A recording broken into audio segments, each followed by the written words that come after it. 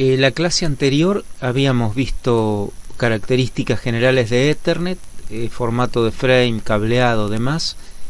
Y bueno, lo que nos queda por ver ahora para completar Ethernet es precisamente los dispositivos que se incorporaron cuando se cambió de Ethernet con coaxil, que es la antigua, digamos, a Ethernet switcheada. Esos dispositivos habíamos dicho que eran o se llaman bridges o switches, prácticamente en forma indistinta. Un switch es un dispositivo que tiene la misma funcionalidad que un bridge, pero habíamos dicho que tenía un poco más de memoria, más ports, digamos, y también podía incorporar funciones que están más allá del nivel 2, del nivel de control de acceso al medio.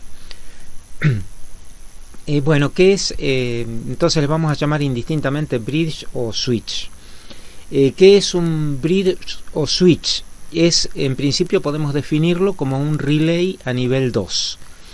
¿Qué significa el relay? Es un término utilizado en el contexto del modelo de la OSI, y un relay de un nivel determinado es un dispositivo que entiende hasta ese nivel. Por ejemplo, al decir que un bridge es un relay a nivel 2, estamos diciendo que un bridge va a poder ser capaz de entender las señales eléctricas que están transportando los bits y a su vez entender el nivel Ethernet, que sería el nivel 2. Bueno, acá se ve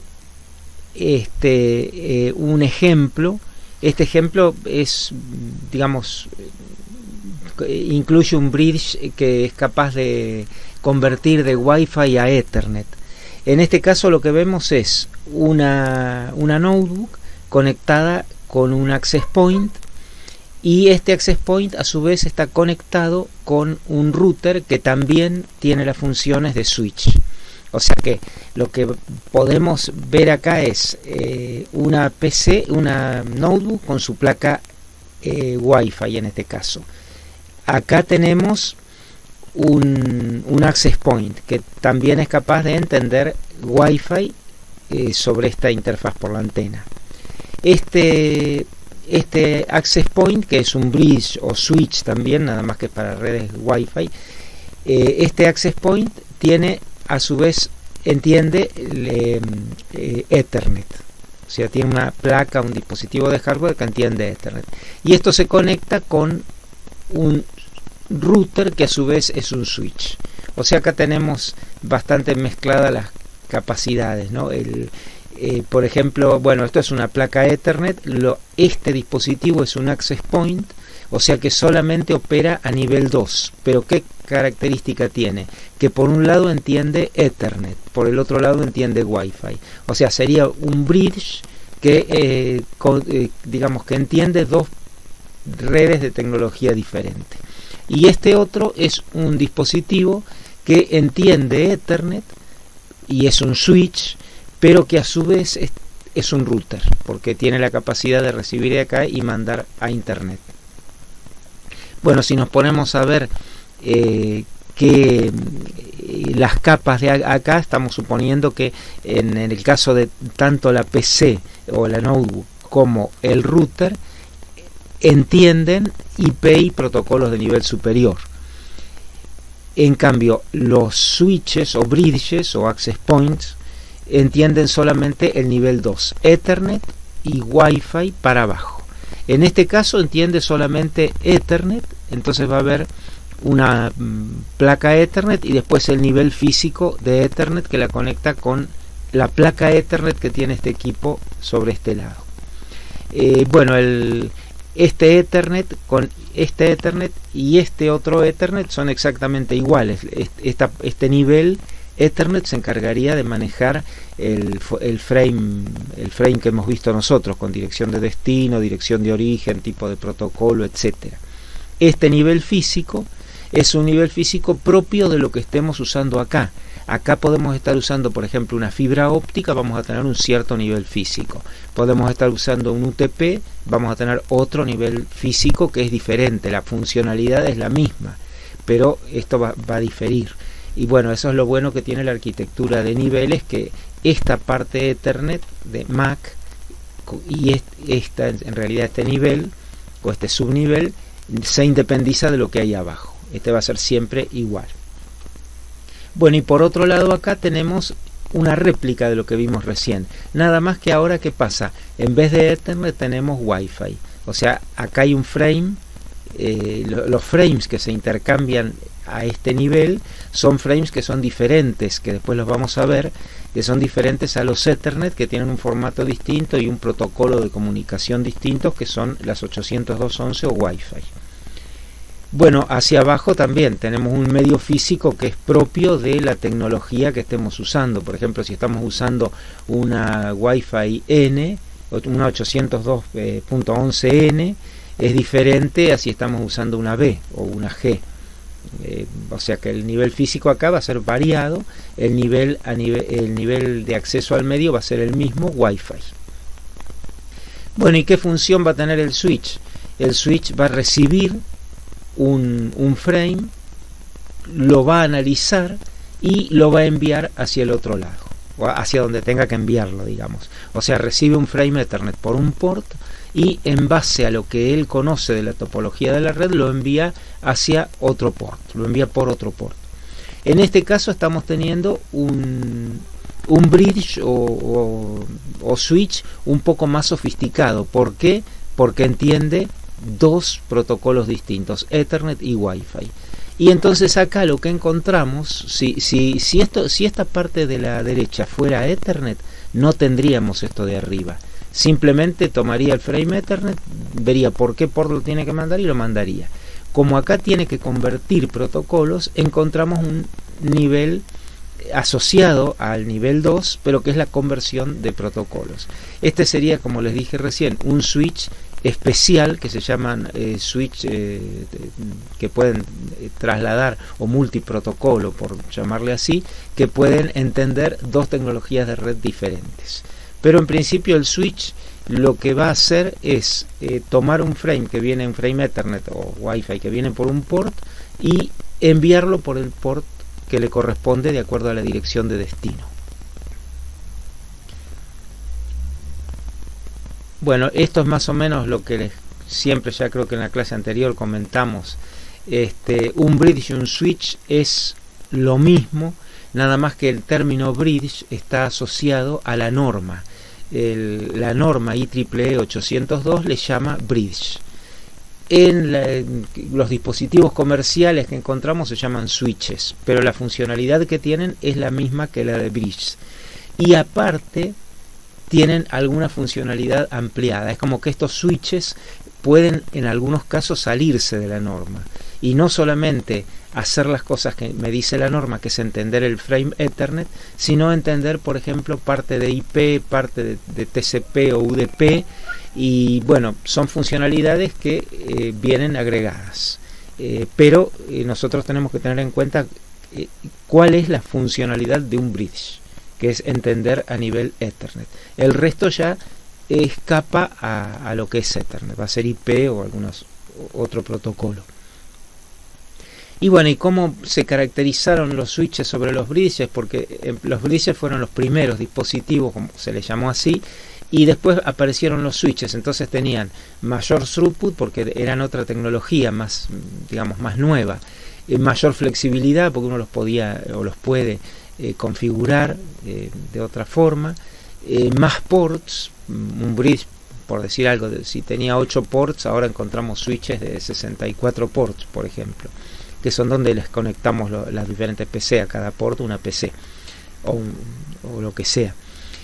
Soporte full duplex. Los bridges en principio empezaron half duplex, después obviamente se hicieron full duplex, y soporte para redes locales virtuales.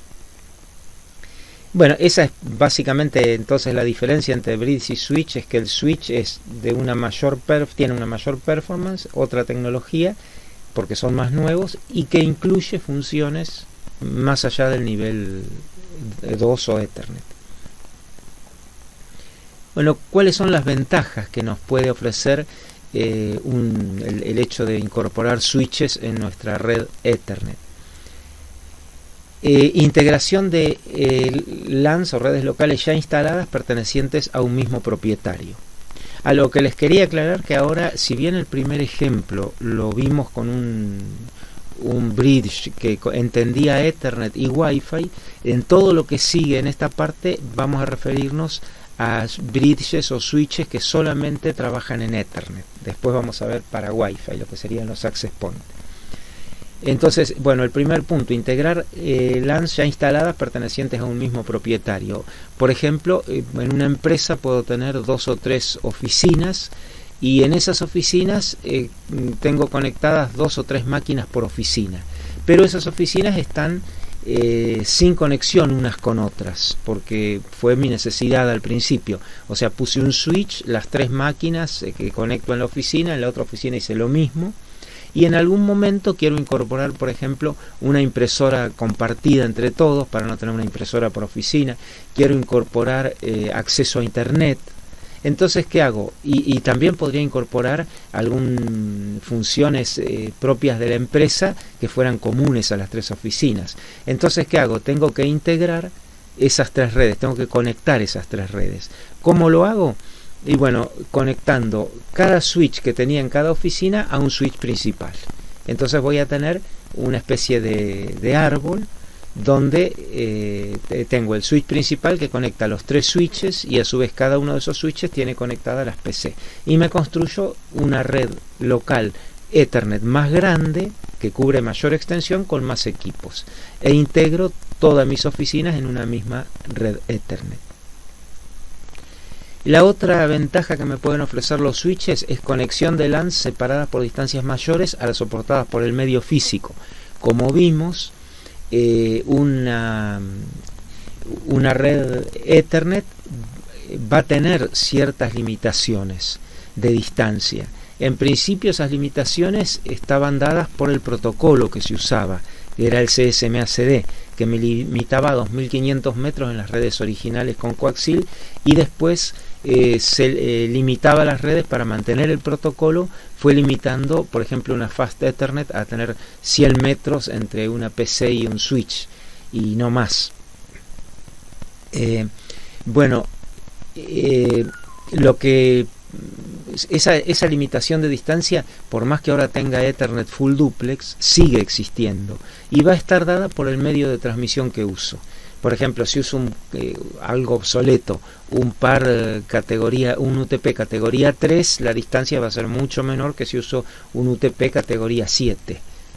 Ahí va a ser mejor el cable y la distancia va a ser mayor, pero tampoco va a ser arbitraria esa distancia.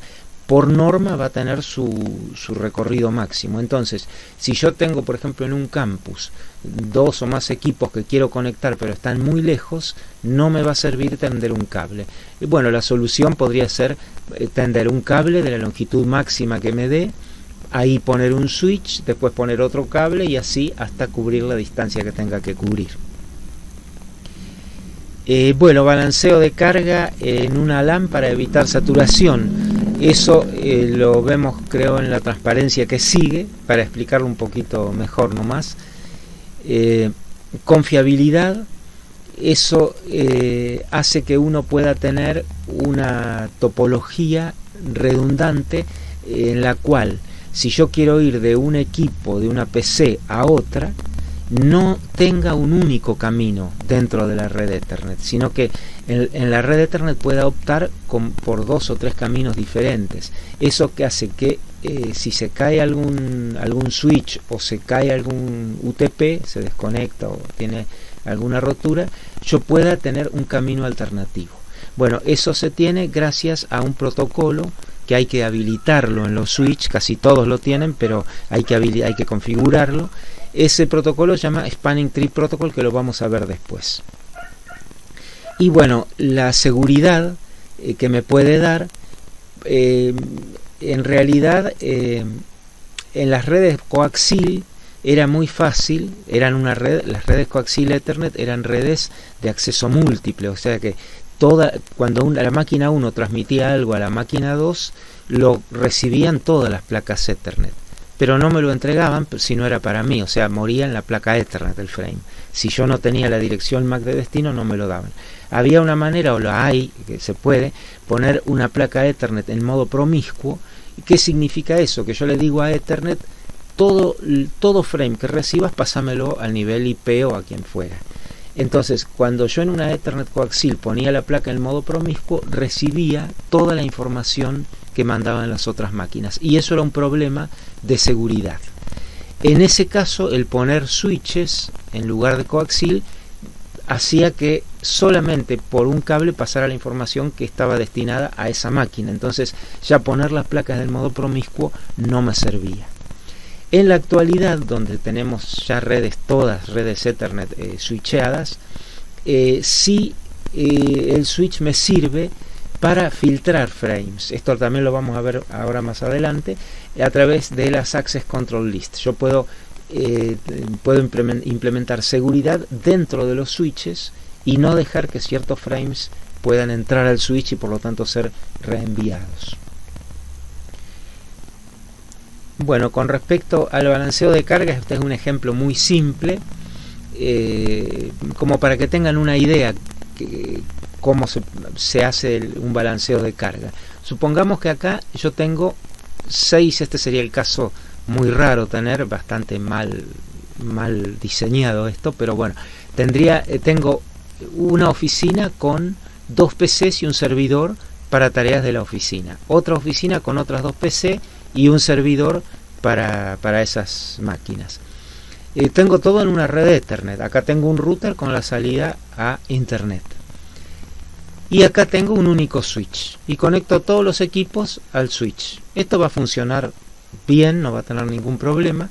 Y acá lo que pongo es una tablita con tráfico. Esto está hecho esto no significa que sean frames por segundo ni bits por segundo ni nada, simplemente es una medida de que, por ejemplo, esto significaría que el server A con la PC1 de la red A tienen un tráfico de 200, mientras que el PC1A con la PC2A tienen un tráfico de 10 veces menor. Son las cargas relativas de cada par de equipos, ¿no? Entonces acá está mostrada la comunicación de PC1A, bueno, con PC1A0 porque no usan la red, con PC2A se intercambian un volumen de 20, con el servidor 200, con la PC1 de B y con la PC2 de B 5, en este caso intercambia la PC1 de A, con el servidor de B 20 y con internet 20. Entonces lo que acá vemos para ver cómo se balancea la carga es, por cada link que hay desde cada equipo al switch, sacamos la carga, que es la suma de todo esto. Por ejemplo, para sacar esta carga en este link, sumamos todo lo que el servidor A intercambia con los demás equipos. Bueno, y después sacamos acá la carga que va a tener este switch, que es la totalidad de esto. El switch tiene que manejar 806, o este volumen, bueno, si fueran frames serían 806 frames por unidad de tiempo, pero tiene que manejar este volumen de información. El manejo que haría el switch es recibir un frame de este equipo, ver por dónde lo tiene que mandar y mandárselo al que corresponda o al router. Y acá tenemos la carga en este link, en este cable UTP, que es de 250, que es la suma de todo lo que los equipos estos intercambian con internet. Bueno, y acá sería el balanceo de carga, donde yo utilizo acá 2 switches, uno por oficina en este caso, y un switch que después me conecta a estos 2 switches que puse acá. En este caso vemos que acá no voy a descargar nada, porque la comunicación del servidor con todo el resto va a ser siempre la misma y va a ser siempre este volumen. Pero sí descargo, fíjense que lo que se descarga bastante es el trabajo de este switch, y se incorpora otro switch que va a tener menor capacidad. ¿Eso por qué? Que va a tener menor carga, perdón. ¿Eso por qué? Porque todo lo que es tráfico interno lo mantengo en este sector. No escapa y no molesta a los demás equipos, ni al router ni al otro switch. Eso sería un ejemplo de balanceo de carga. Después, bueno, si lo quieren ver más en detalle, lo pueden ir mirando cómo dan estos números de acuerdo al tráfico que hay. Bueno, ¿cuál es la arquitectura de los switches? Es muy compleja, pero para a lo que nosotros nos interesa, la podemos ver de esta manera. El switch va a tener, en este caso, 8 ports. Lo que hay que tener en cuenta acá, que este port, el port 1, por ejemplo, tiene una entrada y una salida. ¿Se acuerdan que cuando uno unía o conectaba un UTP al port, había un par trenzado que era para la entrada y otro par de trenzado que era para salir los datos? Entonces esto estaría representando el port 1, esto sería el port 1 con la entrada y la salida, o sea, de un lado entra, del otro sale. Bueno, esos son los ports. Esos ports van a tener ciertos buffers asociados, y en el centro del switch va a haber un backplane que lo que se va a encargar es de conectar los ports entre sí. Por ejemplo, supongamos que esta es la entrada, acá esquematicé la entrada y acá la salida, y viene un frame que me llega a mí por el port 1, y la lógica del switch me dice que lo tengo que mandar por el port 3. Entonces, ¿qué hago? Cuando llega lo almaceno en un buffer, y después le tengo que pedir a este backplane que me lo mande por el port 3. Como esto normalmente es compartido, acá posiblemente tenga que esperar. Bueno, depende de la arquitectura que tenga. Esto podría estar totalmente cableado entre pares de ports o no, pero básicamente lo importante es esto en un switch. Tengo los ports de entrada-salida y un mecanismo que me permite comunicar entre sí esos ports para poder cumplir la función del switch. Bueno, aparte de eso obviamente voy a tener un procesador, y todas las funciones adicionales que tenga el switch van a tener que ser ejecutadas por ese procesador.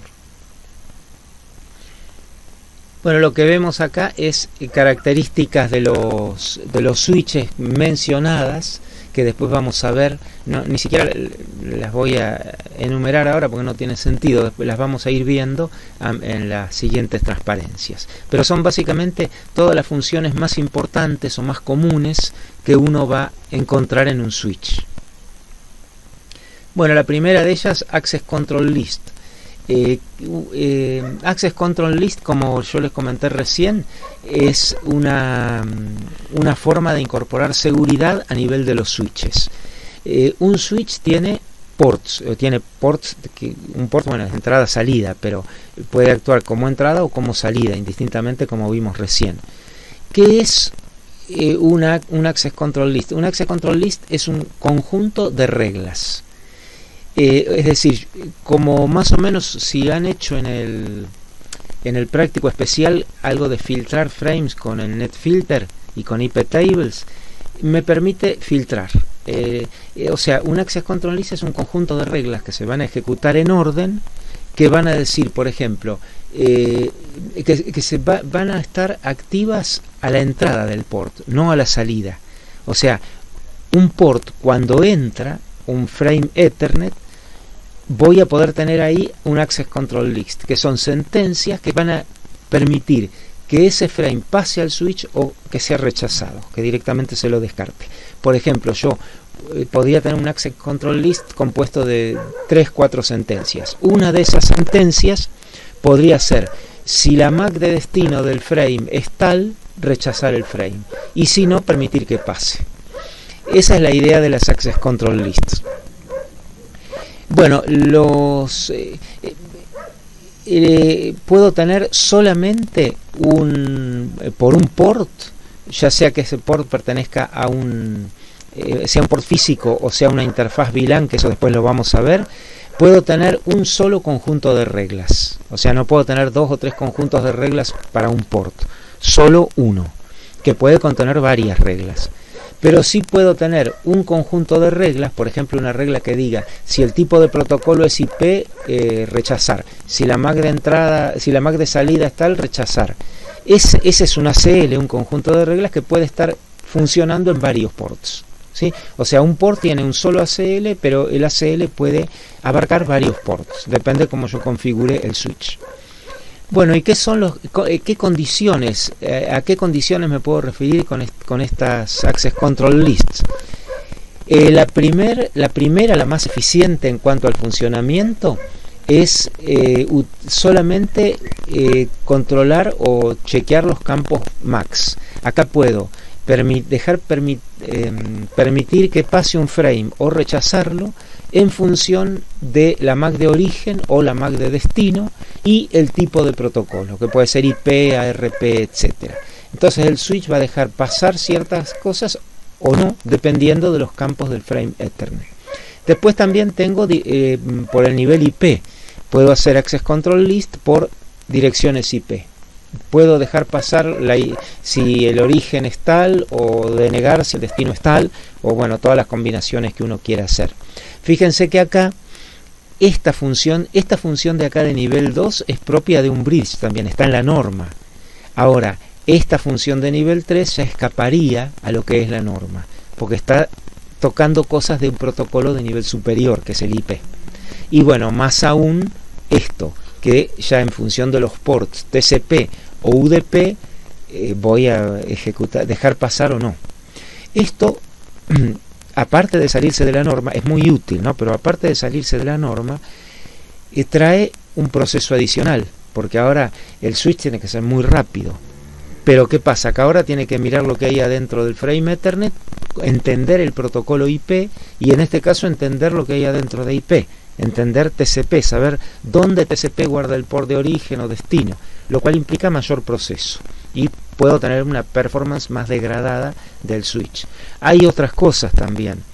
¿Qué pasa si yo acá si alguien me fragmentó un IP y en el primer fragmento del IP va el port TCP de origen, va la primera parte del encabezamiento TCP y va el port de origen y destino? ¿Cómo hago para filtrar los frames que siguen? Bueno, hay toda una estrategia que nosotros no la vamos a ver y que aplican los switches para este tipo de condiciones cuando están con Access Control Lists. Lo que nos importa es saber qué son y que nos permiten implementar seguridad y que son totalmente configurables desde ya sea por una interfaz web o modo texto para cada switch en particular. Bueno, Link Aggregation, ¿en qué consiste? En juntar varios ports y hacerlos ver como uno solo. O sea, construyen un link o cable lógico, un medio de comunicación lógico, a partir de varios físicos. Por ejemplo, acá tenemos dos switches. Este switch, estos ports son de 1 Gbps, y entonces lo que hago es juntar, o sea, cablear los ports 45 a 48 de este switch con los ports 1 a 4 de este switch. ¿Y qué hago? Construyo un link lógico de 4 GB. Esto es bastante útil en muchos casos y el hecho de construir esto, la ventaja que tiene es que ahora yo desde el switch, desde cualquier máquina y demás, no veo esto como 4 ports, lo veo como un solo port. Si no, no tendría sentido tener Link Aggregation, pondría 4 cables y ya está. Pero lo que me provee Link Aggregation es que yo pueda ver esto como si fuera un único port, lo cual simplifica muchísimo el manejo interno del switch y el manejo de configuración también. Bueno, ¿dónde se usa esto? Se puede usar no solamente entre switches, entre un switch y una PC, o entre dos PCs, wireless, ADSL, lo que uno quiera. Si yo tengo, por ejemplo, si tengo 2 placas Ethernet en una PC y otras 2 placas Ethernet en otra, puedo juntar esas placas Ethernet y hacerlas ver como una sola interfaz. Eso lo puedo hacer en Linux. En Linux eso se llama Channel Bonding. Bueno, si quieren lo pueden probar y eso funciona. Lo mismo lo puedo hacer con 2 wireless. Bueno, hay protocolos, porque cuando hago Link Aggregation necesito un protocolo entre los switches, en este caso, para que se entiendan. Bueno, esos protocolos son Link Aggregation Control Protocol, que es normalizado por la IEEE, y Port Aggregation Protocol, que es de Cisco. Los canales que se llaman Fast Ether Channels. Pero bueno, siempre vamos a encontrar que para Ethernet vamos a tener normas de la IEEE, y vamos a tener alguna norma de Cisco siempre, que son normas de hecho, porque Cisco es un fabricante bastante importante en este tipo de tecnologías. Bueno, acá entonces lo que pude hacer gracias a Link Aggregation es construir un port, digamos, sería como si fuera un port de 4 veces la capacidad de lo que me permite el switch y los cables también. Bueno, las aplicaciones de Link Aggregation es generalmente cuando tengo un tráfico bastante grande, por ejemplo entre dos switches que estén ubicados en algún lugar estratégico donde afluyan mucho las comunicaciones en la red, entre dos routers también, entre un switch y un servidor que recibe mucho tráfico. Bueno, y las ventajas son mayor throughput, o sea, voy a tener obviamente, si junto cuatro ports, voy a tener el cuádruple de throughput. Esto es bastante importante, aumentar el throughput sin necesidad de cambiar de equipo. Por ejemplo, ¿qué pasa si yo tengo dos switches de 8 bocas y de 100 Mbps? Y yo necesito conectar esos dos switches, pero no me alcanza con 100 Mbps. Necesito 400 Mbps. ¿Y qué pasa? Bueno, destino 4 bocas a hacer Link Aggregation. Entonces, ¿eso qué me permite? No cambiar mi equipamiento, porque si no, yo tendría que haber cambiado a switches de 1 GB.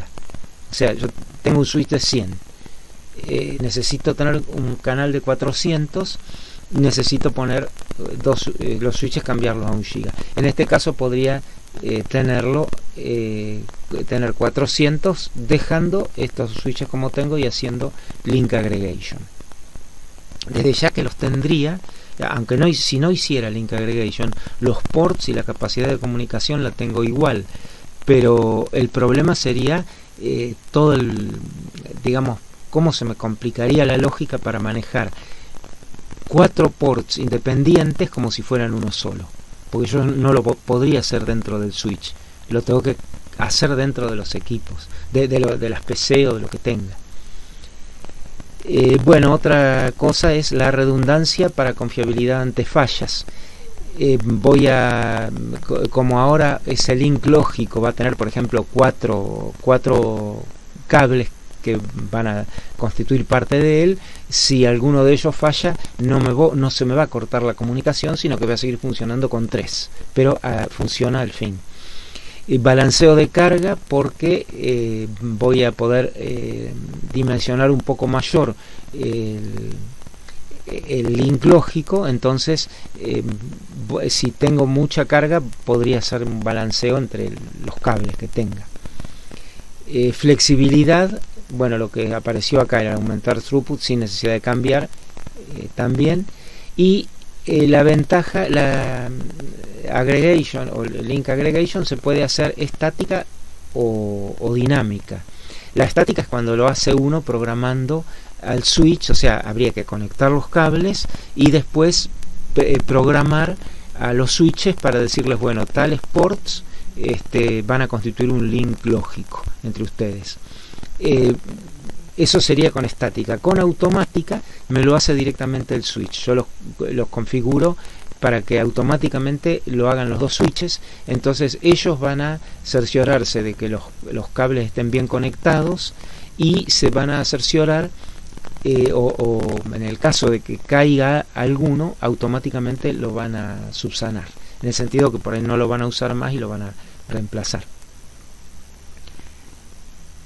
Bueno, y las características, los links físicos, acá sería los links, los links físicos, los 4 por ejemplo que me componen un link lógico, no son vistos por los niveles superiores.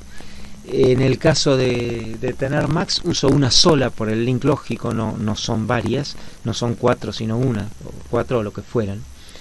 Después también puedo programar a los switches para que tengan algoritmos de distribución entre los links físicos. Por ejemplo, cada frame Ethernet que viene que lo distribuya round robin, por ejemplo, el primero al cable 1, el segundo al cable 2, al 3, 4 y después volviendo 1, 2, 3, 4. O puedo tener, en el caso de que yo quiera, hashing por niveles 3 o 4. Entonces, por ejemplo, hago una función de hashing entre la dirección IP de origen y la dirección IP de destino. Y esa función de hashing me va a decir por qué cable de esos 4 que puedo tener, que constituyen el link lógico, por qué cable tengo que mandar ese datagram IP que va dentro de un Ethernet.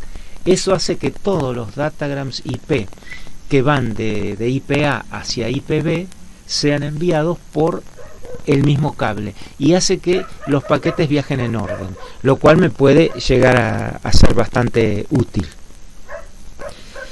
a nivel IP en el equipo de origen y de destino, ¿no? Bueno, y las restricciones que tengo esto, que conecta ports de la misma velocidad. No puede conectar un port de 10 porque los switches pueden ser, después lo vamos a mencionar, bueno, switches multi-rate. Un port puede soportar 10, 100, 1 giga, lo que fuera. Entonces los ports que tiene que conectar son de la misma velocidad. Y la conexión se da solo entre 2 equipos. No puede haber 3 equipos involucrados en un link lógico. Bueno, otra característica de los switches que es muy útil, la tienen casi todos, es lo que se llama port mirroring, o sea, espejar un port. Se da en estas circunstancias. Fíjense, acá tengo un switch, tengo 2 servidores y estoy teniendo algún tipo de problema con el servidor que está en el port 2. Ese tipo de problema podría ser, se me degradó la línea, hay algo que no funciona bien, o podría querer chequear la seguridad, si qué realmente qué estoy mandando. No voy a poder, digamos, no quiero tampoco generar intromisiones en el servidor poniendo acá un Wireshark, porque estaría tocando el servidor que no lo quiero tocar porque tiene que cumplir su función. Por otro lado, podría poner acá un analizador de protocolos. Un analizador de protocolos es un dispositivo de hardware que me va a analizar todo lo que esté pasando acá. Pero, ¿qué pasa? Eso me cuesta dinero y lo tengo que tener.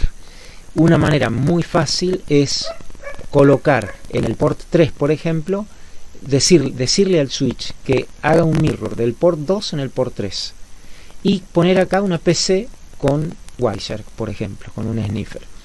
Entonces, ¿qué hago? Directamente yo configuro así el switch, me conecto al port 3 y sin producir ningún tipo de interferencia en el server, puedo monitorear lo que está pasando acá. Bueno, este es de Cisco, Switch Port Analyzer o SPAN. ¿Qué desventajas tiene esto respecto de un analizador por hardware que pudiera poner acá?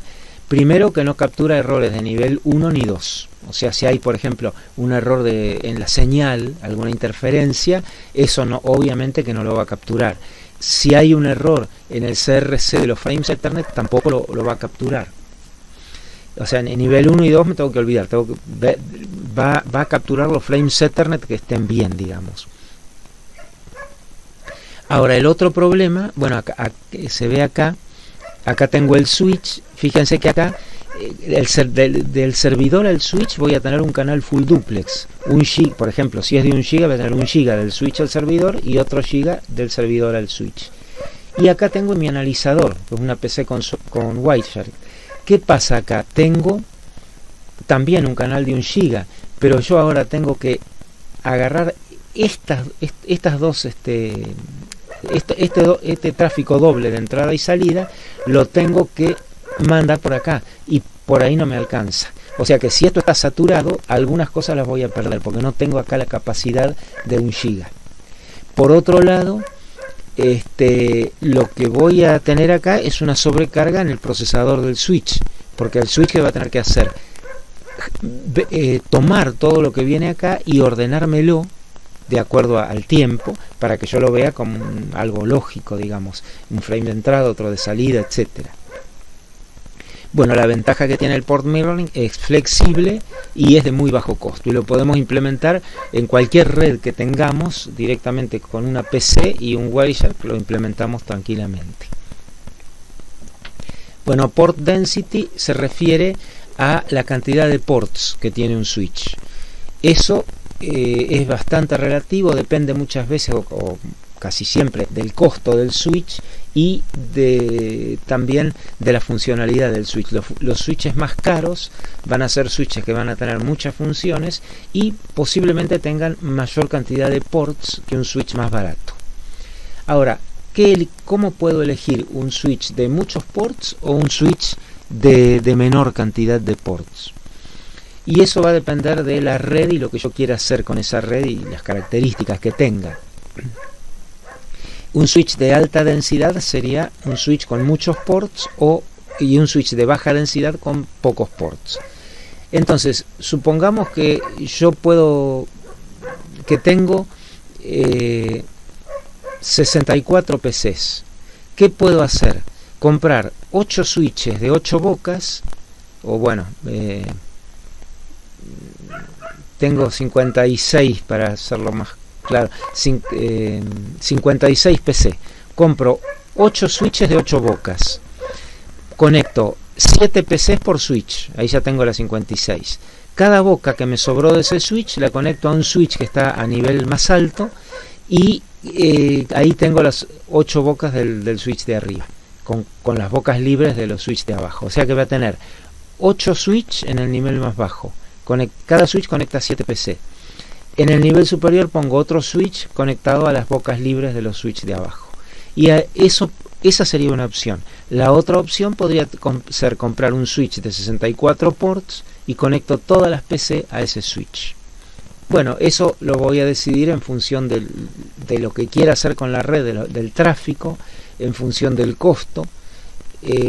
Otra cosa que tengo que tener en cuenta es el espacio físico. Es distinto tener un único switch de 64 que 9 switch de 8. Otra cosa también es la alimentación. Cada switch requiere una cierta potencia y bueno, generalmente los switches los voy a tener todos juntos en un lugar físico y voy a tener que prever la alimentación necesaria. Y otra cosa que tengo que tener en cuenta es la demora que introduce cada switch. Ustedes saben que una red Ethernet switchada es una red de packet switching en realidad. Cada switch en principio va a recibir un frame Ethernet y lo va a retransmitir. Y eso tiene al menos una demora de transmisión que es desde el tiempo que yo tardo en recibirlo y después transmitirlo. Bueno, todas esas cosas van a influir en lo que yo elija para mi red. O sea, qué tráfico necesito, el espacio físico y la alimentación y el costo. Y la demora, que yo puede ser que tenga una red que necesite ser muy rápida, entonces no me puedo dar el lujo de poner switches en cascada, porque esos switches en cascada me introducen demoras. Bueno, otra cosa es un switch blocking o no blocking. Un switch, al principio cuando vimos la arquitectura de los switches habíamos visto que tenía los puertos de entrada-salida y un backplane en el medio que se encargaba de comunicar los ports. Entonces un switch que es no blocking es un switch tal que si los ports de entrada-salida están trabajando todos a máxima velocidad al 100%, el backplane se aguanta eso y puede intercambiar información entre los ports sin necesidad de almacenar en buffer o de perder los frames Ethernet. O sea, la suma, el soporte de comunicación interno, que sería el backplane, es capaz de manejar un throughput igual a la suma del máximo posible de todos los ports funcionando. Por ejemplo, si tengo un switch de 8 ports de 100 MB, cada port de 100 MB puede estar mandando a 100 y recibiendo a 100. O sea que tengo 200 Mbps por port.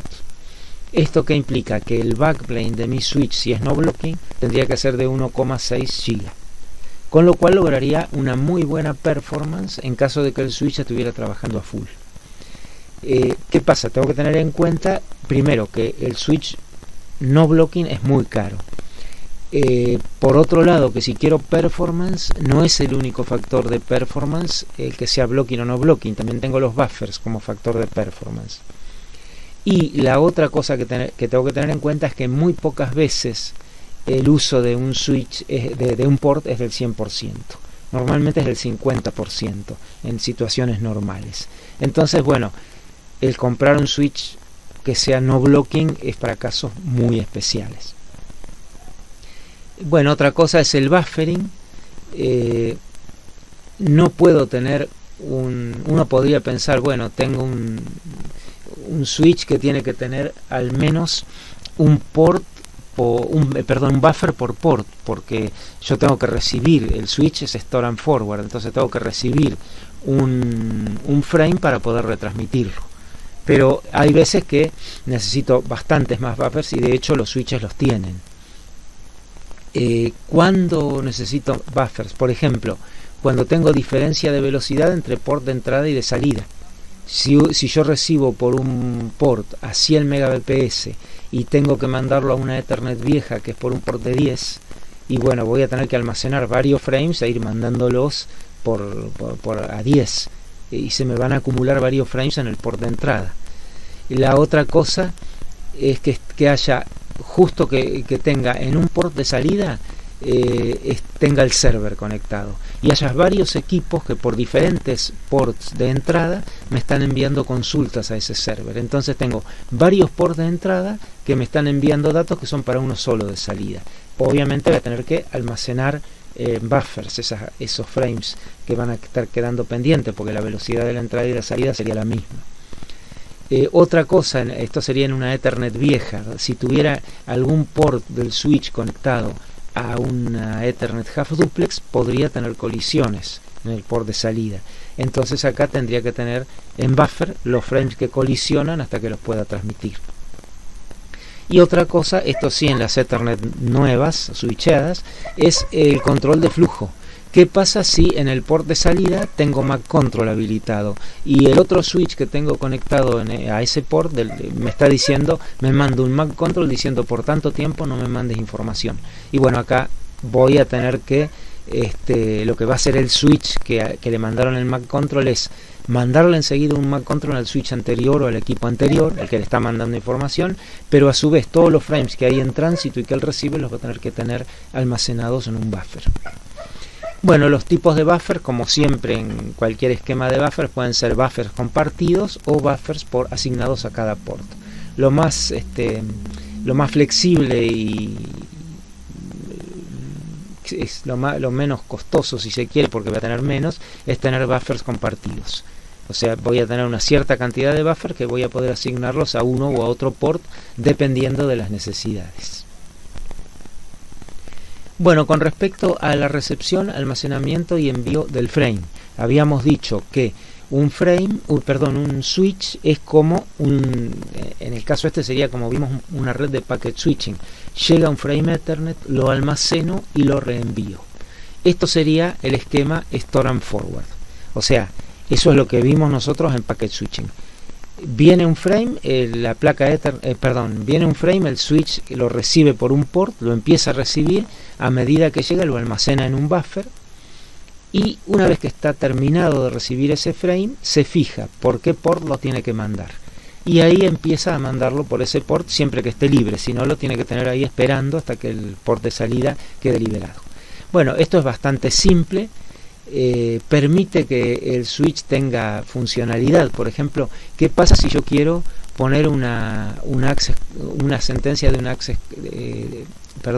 una sentencia que me analice el frame IP o que me analice la dirección de origen del frame? Yo no puedo, tengo que almacenar el frame, chequear si cumple las condiciones para dejarlo pasar o no. Entonces ahí sí o sí necesito almacenar todo el frame. Lo que me implica es una mayor demora con respecto a estos otros dos esquemas, ¿no? Es una mayor demora, que es la que vimos nosotros en packet switching. O sea, si el frame es de 1500 bytes, tengo que esperar un tiempo de transmisión igual a 1500 bytes, al que me insumen 1500. Y esta demora va a depender de la longitud del frame. si el frame es más chiquito, lo voy a recibir en menos tiempo y lo voy a poder retransmitir en menos tiempo. Bueno, pero la mayoría de los switches es store and forward. Estos switches, los que encuentro actualmente son store and forward. ¿Por qué? Porque me permiten esta funcionalidad, me permiten tener switches multi-rate, porque si no, si los tuviera que empezar a mandar a medida que recibo y tuviera una velocidad de transmisión más baja o más alta en el port de salida, no podría hacerlo. Pero bueno, después hay dos esquemas más. Fragment Free, que ya es obsoleto.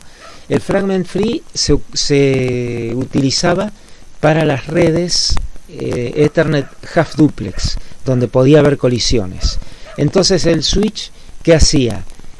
El Fragment Free sería como una mejora al Store and Forward en esa época. Lo que pasaba era que porque una alternativa que tenía el switch era, ni bien empezaba a recibir un frame, habiendo recibido por ahí el primer byte o algunos bytes, podía mandar, por ejemplo, recibía los primeros 8 bytes, que es el cut through, recibía los primeros 8 bytes y empezaba a reenviar el frame por el port de salida. Entonces perdía muy poco tiempo. Pero ¿qué pasa? El problema era que si eso era un fragmento de un frame, ¿se acuerdan que para que un frame estuviera bien tenía que tener por lo menos los 64 bits sin que hubiera colisionado? Si hubiera habido una colisión en el byte 10, por ejemplo, ese frame hubiera sido retransmitido por el switch y después no servía para nada porque era un frame con colisión, porque no tenía los 64 bytes. Entonces los que inventaron el Fragment Free dijeron, bueno, queremos ganar velocidad, que se transmita ni bien podamos, pero tampoco no queremos retransmitir los frames que están en colisión. Entonces esperaban 64 bytes. Entonces la demora de transmisión comparada con el Store and Forward, supongamos un frame de 1500 bytes, acá tardó el tiempo de 1500 bytes en empezar a retransmitir. Acá tardó el tiempo de 64 bytes en empezar a retransmitir. Es una mejora bastante grande en esa, que se utilizó en ese momento. Y bueno, esto sí, no me deja pasar los fragmentos, pero si hay un error de CRC, ese error lo deja pasar. O sea, me va a mandar frame, me va a retransmitir frames que no tendría por qué retransmitir. Bueno, y el otro esquema es el cut through. El cut through es un esquema que tiene muchas limitaciones, pero que en principio estaban los tres esquemas en funcionamiento. Después se impuso el Store and Forward, el Fragment Free ahora ya no es obsoleto, y el Cut Through tuvo como en ciertos casos todavía tiene aceptación, y es en los casos en que se necesite tener una red con varios switches en cascada y que la demora sea mínima. Entonces el Cut Through almacena solo los primeros bytes del frame. ¿Qué primeros bytes almacena? Los de la MAC de destino. Porque si no, o sea, hasta no saber cuál es la MAC de destino, el switch no puede saber por dónde tiene que mandar el frame. Porque va a decir, en el switch va a tener una tablita como de reenvío, que es, si es para la MAC tal, enviarlo por tal port. Entonces sí o sí necesita recibir los primeros 6 bytes del frame Ethernet. Ahí ya sabe por dónde hay que mandarlo, entonces ahí lo puede enviar. Bueno, eso produce una muy baja demora de retransmisión porque son solo 6 bytes. Y es el otro motivo por el cual en el frame Ethernet primero viene la dirección de destino. ¿Por qué? Porque con los 6 primeros bytes yo ya me voy a dar cuenta para dónde hay que mandarlo. Y en este caso eso sí es útil. Pero bueno, muy baja la demora y el uso es bastante limitado. Esto también me obliga a que no pueda hacer ningún no pueda tener access control list, no pueda hacer ningún otro tipo de función. Bueno, otra característica que es muy importante, cada vez se está haciendo más importante, es Power over Ethernet, que sería alimentación sobre Ethernet. Esta es la norma, hay varias, bueno, si están acá, que han ido mejorando, y esto debe haber otra ya porque esto es del 2010, del 18. bueno, acá yo acá recalqué de cada norma la potencia que podía mandar sobre el cableado Ethernet. A lo que se refiere PoE es a poder enviar señales, a poder enviar alimentación por los UTP. O sea, aparte de enviar datos, puedo enviar la alimentación de los dispositivos. Bueno, cada equipo, en realidad lo que estaría pasando acá sería, para decirlo en un caso general bastante simple, el switch lo que hace es, aparte de mandar la información y recibirla de un dispositivo que tiene conectado, le envía la alimentación. Entonces el dispositivo Ethernet no necesita enchufarse a la red eléctrica para poder funcionar. Adquiere la energía de los cables Ethernet. Bueno, diferentes potencias, diferentes distancias, eso va a depender de cada equipo que yo tenga. Las alternativas para alimentación son, en Ethernet de hasta 100 mega, puedo usar ¿se acuerdan que había un par trenzado para envío de datos, otro par trenzado para recepción de datos, y los otros dos pares trenzados no se usaban? Entonces podría usar para alimentación esos dos pares trenzados que quedan sin usar. Y lo que puedo hacer, ya si estoy en Ethernet de 1 giga, donde uso todos los conductores, acá es usar lo que se llama mezclar lo que son datos con la alimentación, que se llama Phantom Power.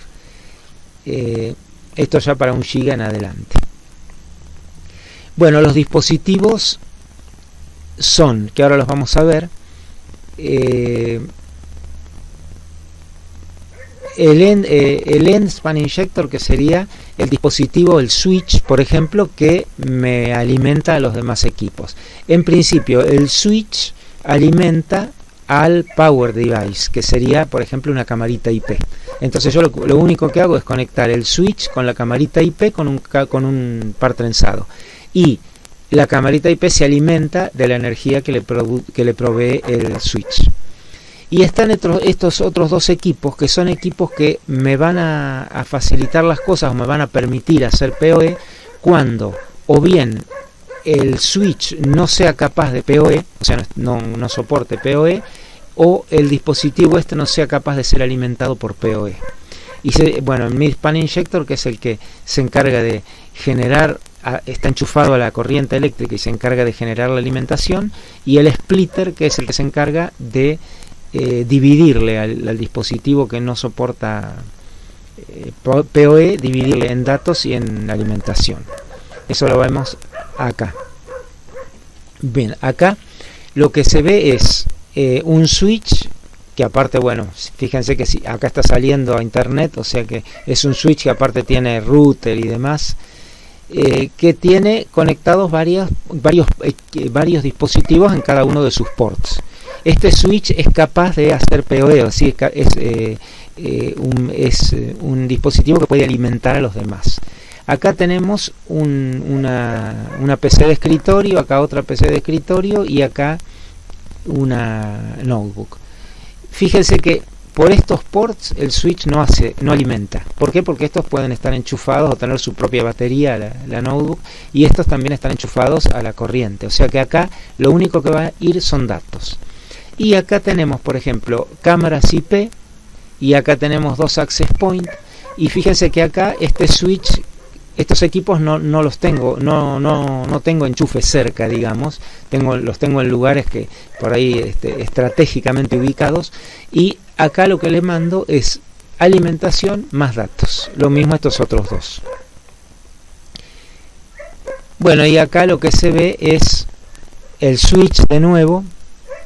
Ahora este switch no es capaz de alimentar, de hacer PoE, entonces ¿qué hago? Pongo un inyector de alimentación. Este inyector de alimentación es un dispositivo que está enchufado a la corriente eléctrica, y fíjense que acá del switch mando los datos acá. Esta es la entrada, o sea que las entradas para este PoE inyector serían la alimentación y los datos, las señales de datos. Y sale la combinación de esas dos cosas. Acá sale por un UTP, salen datos y alimentación. acá tengo el dispositivo este que es un access point. Este access point tampoco no soporta ser alimentado con PoE. Si le enchufo algo acá con PoE, lo voy a quemar porque no está preparado para eso. Entonces, ¿qué hago? Pongo este PoE splitter. Este que me separa, por eso lo de splitter, me separa la alimentación de los datos. Y entonces yo acá saco el cable de alimentación, se lo enchufo acá a la alimentación de este equipo. Y el cable de datos se lo enchufo al RJ45 que tiene para Ethernet. ¿Sí? Bueno, y acá es lo mismo también. Acá tengo el inyector, el splitter y bueno, una PC que se comunica con este access point. O sea, es equivalente, este está más en detalle nomás. Bueno, otra función que es fundamental en los switches, la tienen que tener sí o sí, es el ruteo. El ruteo o reenvío también podríamos llamarlo en este caso, es lo mismo o es muy parecido en funcionamiento a lo que vimos en los routers. En un router nosotros veíamos que llegaba un datagram IP para una cierta dirección de destino, para una red de destino. Lo que hacía el router era enviarlo hacia el próximo equipo. En un switch ahora va a llegar un frame Ethernet con una dirección MAC de destino. Bueno, lo que va a hacer el switch con su ruteo o reenvío es ese frame Ether lo va a enviar en función de la MAC de destino por un port determinado. Por ejemplo, llegó por el port 5, la MAC es tal, entonces lo tiene que reenviar por el port 9. Bueno, las funciones, el algoritmo de ruteo que usan los switches se llama backward learning. ¿En qué consiste? En ir aprendiendo. Habíamos dicho nosotros cuando vimos el reenvío en IP, que teníamos un protocolo de ruteo que me dice cómo tengo que llenar las tablas de reenvío, que de última ese protocolo de ruteo en redes chicas lo hacemos nosotros, digamos el ruteo lo imaginamos nosotros y llenamos las tablas de reenvío. Ahí, como habíamos visto, hay protocolos de ruteo que llenan esas tablas de reenvío.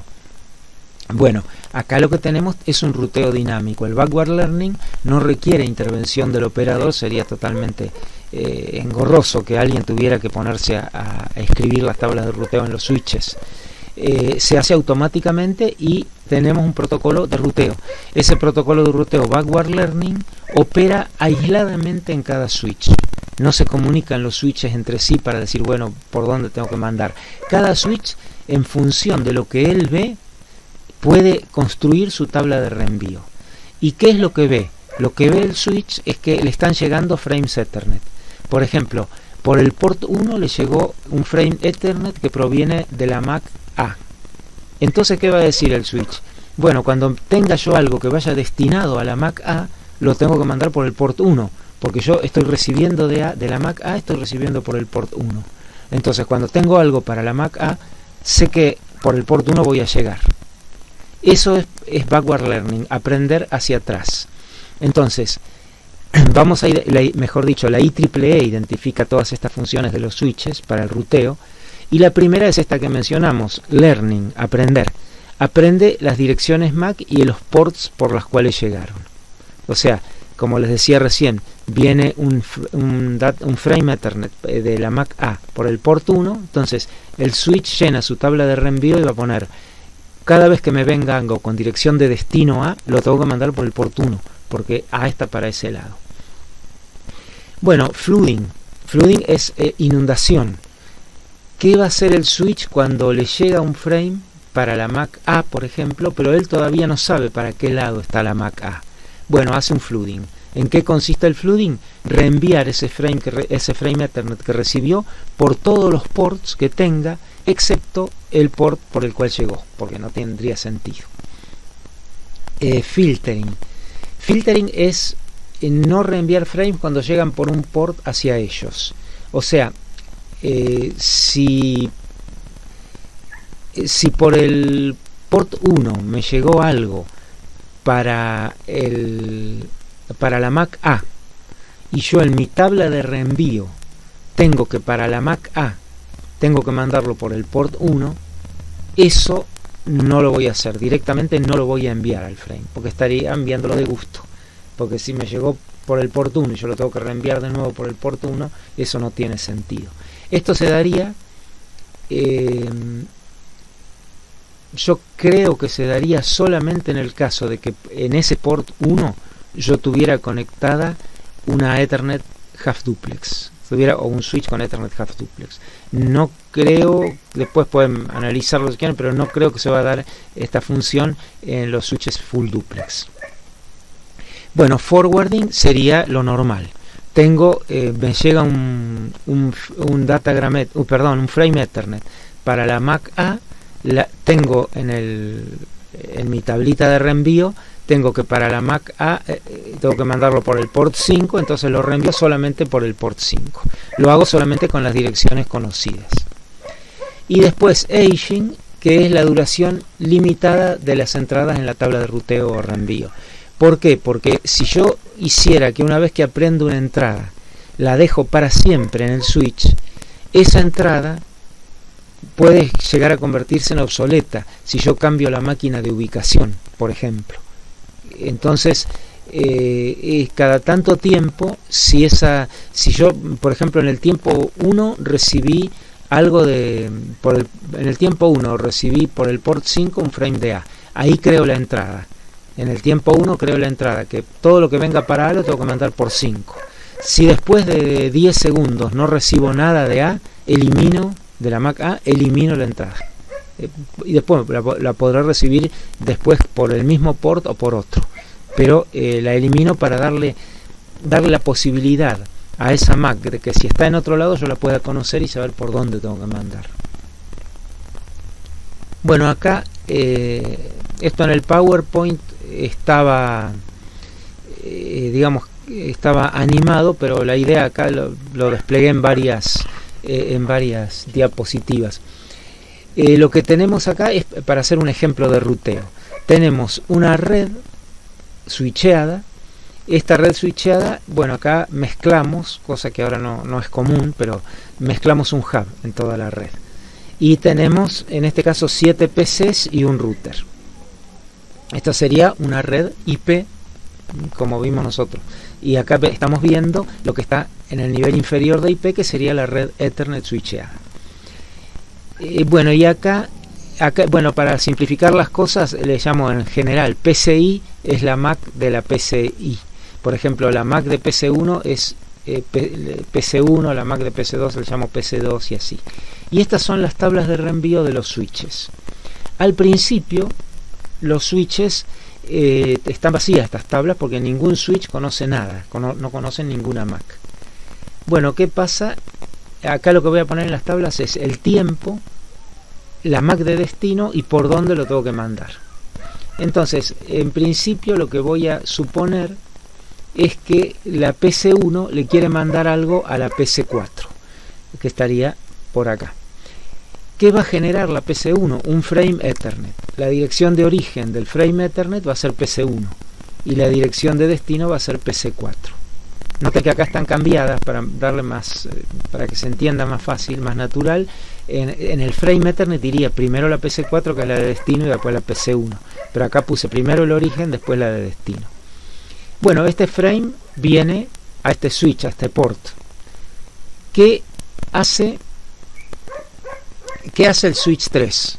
Y hace primero un proceso de learning, porque cuando en la tabla del el switch 3, en el switch 3 no tiene nada, entonces recibe algo que es para la dirección de destino PC4, para la Mac PC4. No la tengo acá.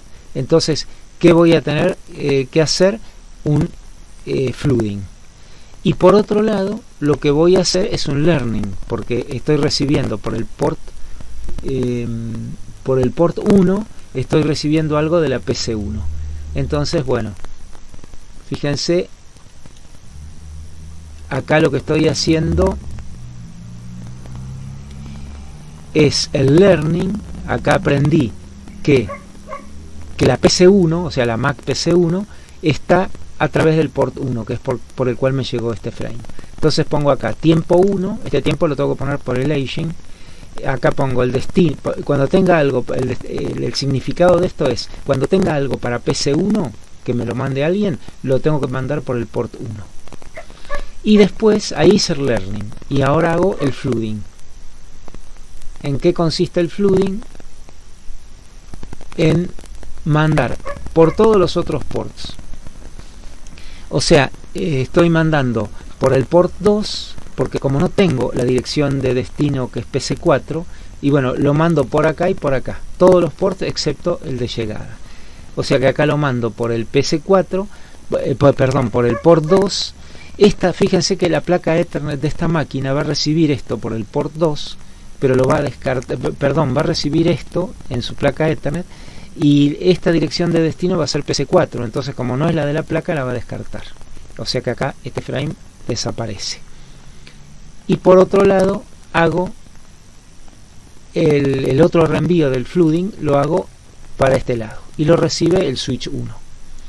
Bueno, el switch 1 de nuevo va a ser un learning porque no conoce PC1, la Mac PC1, y va a ser un flooding porque no tiene, tampoco conoce el destino que es PC4. Bueno, acá entonces lo primero que hace es el learning en el tiempo 2. Ahora estamos suponiendo que cada reenvío es un tiempo, es una unidad de tiempo. En el port 2 hace el learning y aprende que, perdón, en el tiempo 2 hace el learning y aprende que para llegar a PC1 tiene que ir por el port 2. ¿Sí? O sea que si algo le viene a él del router o de otro switch, le viene con destino PC1, lo manda por el port 2. Lo mandaría. Bueno, y después hace el flooding, como vimos recién. El flooding lo hace hacia el router. No, el router también no es para él, lo va a eliminar. Y el flooding lo hace hacia el otro equipo, hacia el switch 2. Bueno, el switch 2 va a ser lo mismo. Va a ser un learning y un flooding. Acá vemos el learning que hace el switch 2. Ahora va a decir que en el tiempo 3 al PC1 todo lo que le llegue para PC1 lo manda por el port 1. Y bueno, después hace el flooding, que consiste en venir por acá, y creo que está en la otra, el otro lo haría por acá, o sea que recibo el frame y lo mando por donde donde puedo. Me quedó pendiente, bueno, está bien, está separado esto, el flooding, o sea, primero analizo esta parte y después analizo la otra. Acá hago un flooding y después de haber hecho el learning, flooding para este lado, que ahora estoy siguiendo esto, ¿qué pasa para este lado? En este lado lo que hace el switch 4 es un learning y un flooding. Me quedo acá con el learning, ¿sí? En el tiempo 4 hace el learning, en el tiempo 5 va a ser el flooding. Bueno, ahora miro esta otra parte, lo mandó para este lado. El switch 5 hace lo mismo, un learning, va a ser ahora un learning y después un flooding. Acá está el learning del switch 5. Todo lo que tenga que mandar a PC1 lo voy a mandar por el port 1. Bueno, ahora tendrían que venir el flooding y el flooding de acá. Acá tengo el flooding que hace, ya hizo el learning, ahora hace el flooding. Fíjense, este flooding, ¿qué va a pasar? Viene algo para acá, que está dirigido a la PC4. Este switch lo envía por todos lados. PC4, esta es PC5, lo ignora. Y lo envía por este otro port. Pero ¿quién lo recibe acá? El hub. El hub lo recibe. El hub lo único que hace es repetir. No almacena nada, repite la señal. Entonces, ¿qué pasa? Este frame, tal como lo mandó llega a la PC3. La PC3 lo descarta porque no es para ella. Y llega a la PC4. Y la PC4 al final lo toma porque es para ella. Y bueno, hasta ahí fue toda la historia de ese frame PC1 a PC4. Ahora suponemos que ya con este estado en las tablas de los switches, PC4 quiere contestarle, o sea que va a generar un frame Ethernet con origen PC4, destino PC1, que lo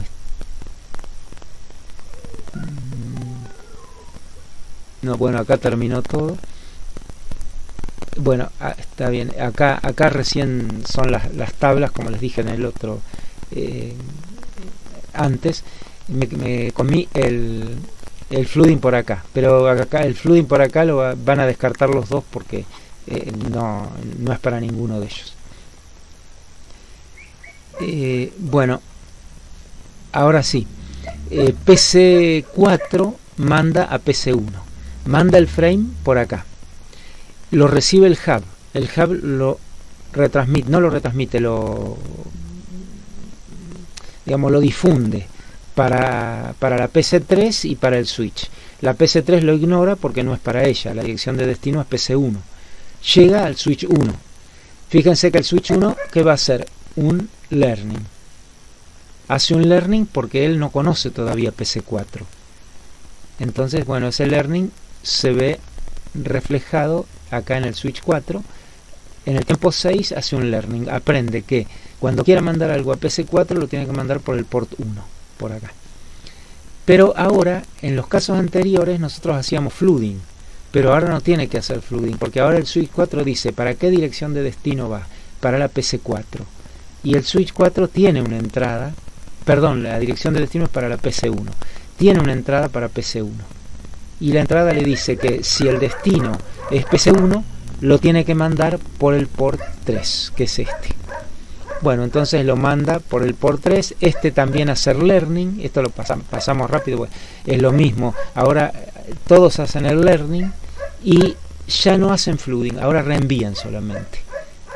Bueno, para no hacerlo muy largo, el reenvío se da hasta que lo va a recibir el último de los switches, que es el switch 3, y lo va a mandar al destino, que es PC1. Estas tablas ya no se tocan más, ya aprendieron. Bueno, acá todos los switches, el último que aprende es el switch 3,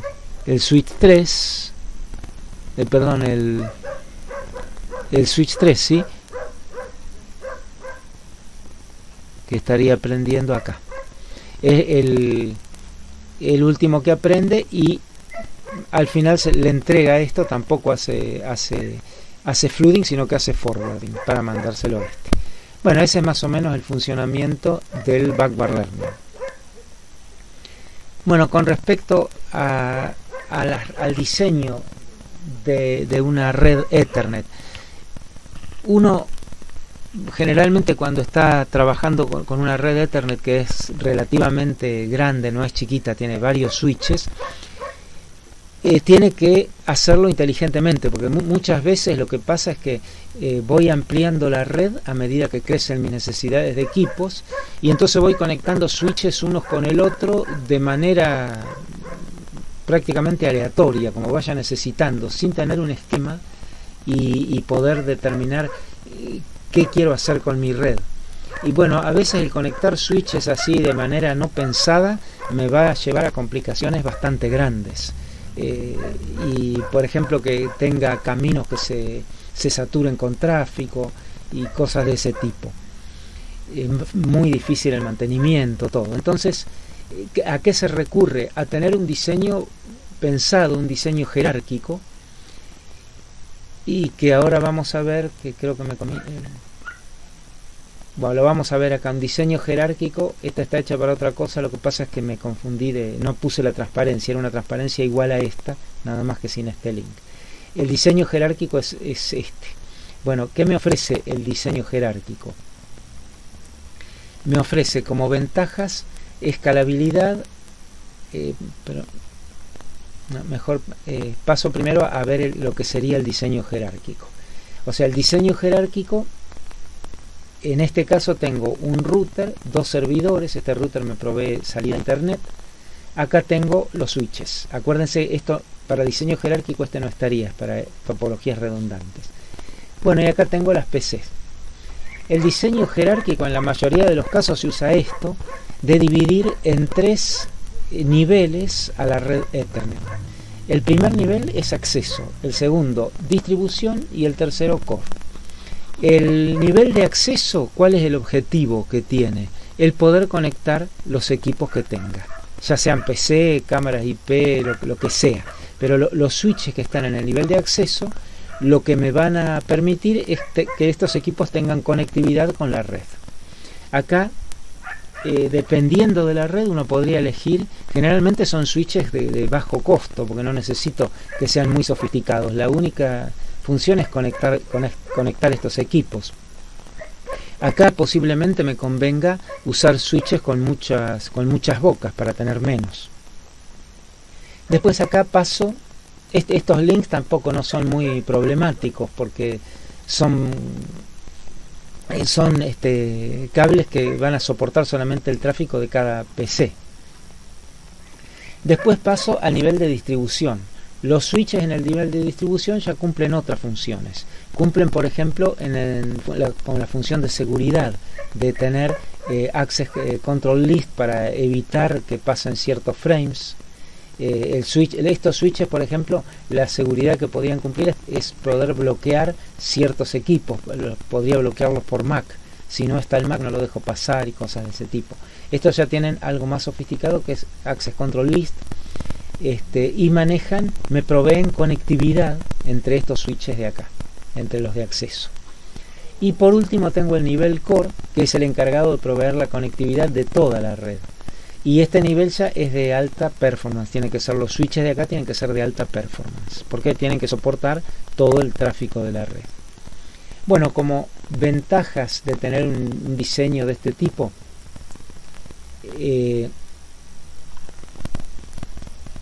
primero la escalabilidad y la redundancia. Vemos esos dos temas. La escalabilidad, ¿por qué? Si yo necesito poner más PC, y bueno, voy a poder, por ejemplo, poner PC, ir colgándolas de estos switches. Cuando necesito poner aún más, ¿qué hago? Y replico algo de esto. Pongo otro switch más de este mismo tipo, con la misma funcionalidad, y cuelgo de ahí varias PCs. Si necesito poner muchos en el nivel de acceso, y bueno, en algún momento tendré que poner otro en el nivel de distribución, igual a estos y con la misma funcionalidad y la misma performance. Entonces, eso que provee, aparte de proveer escalabilidad, me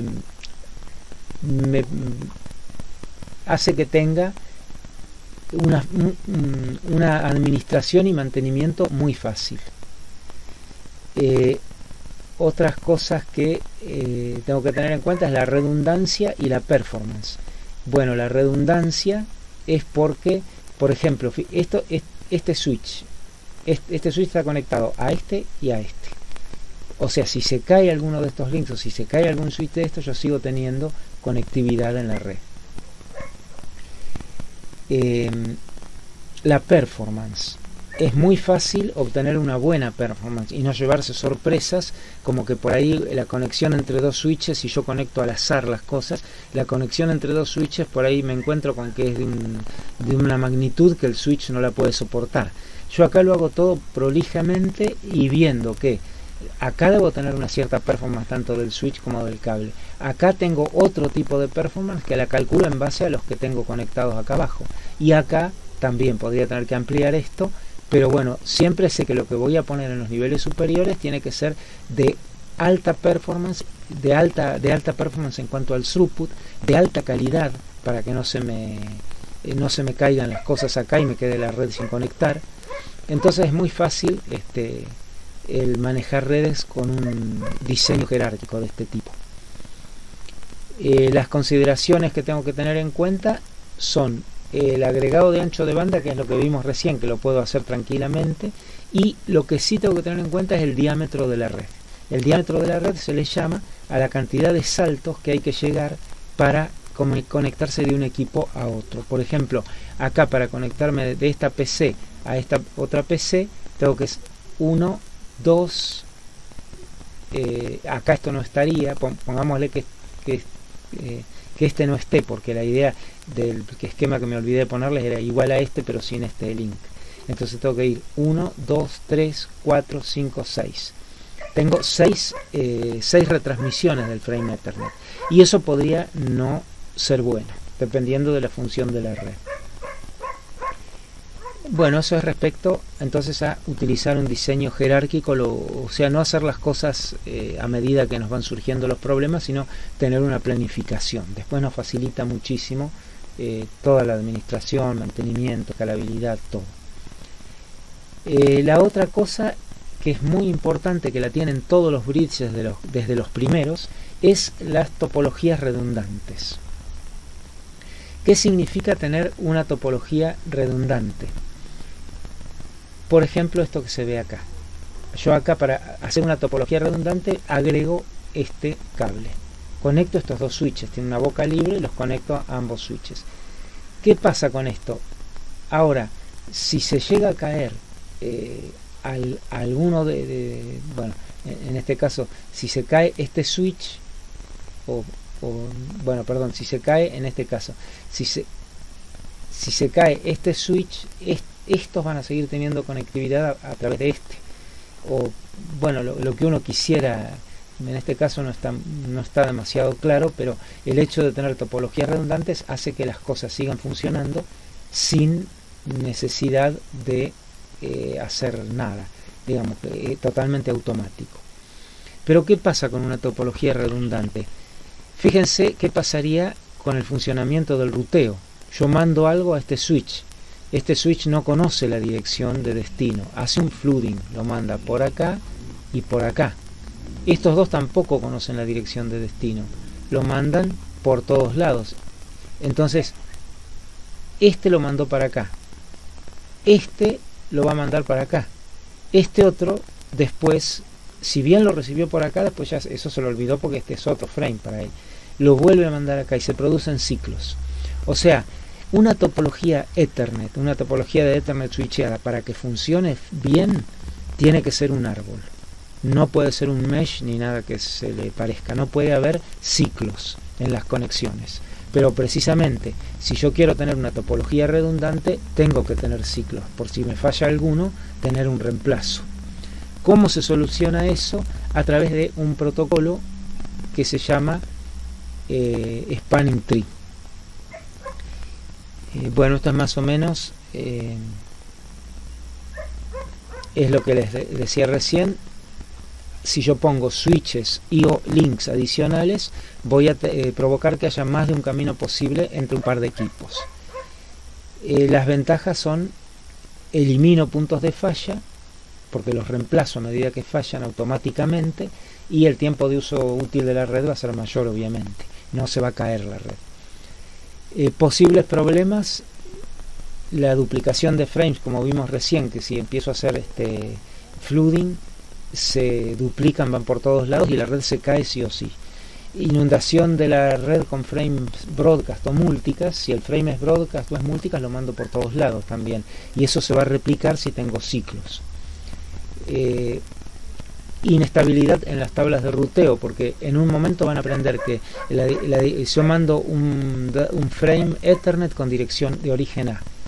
Ese frame a un switch le va a entrar a llegar por diferentes ports, y la tabla de ruteo que va a tener el switch va a ir variando. Cuando le llegó por el port 1, pone que a A tengo que ir por el port 1, después le llega por el port 5, pone a A tengo que ir por el port 5, y va a tener un cambio constante en las tablas de ruteo. Bueno, la solución es limitar la topología física, limitar la topología que se usa en la red a una topología que no tenga ciclos, es decir, a un árbol. ¿Y cómo se hace? A través del algoritmo Spanning Tree.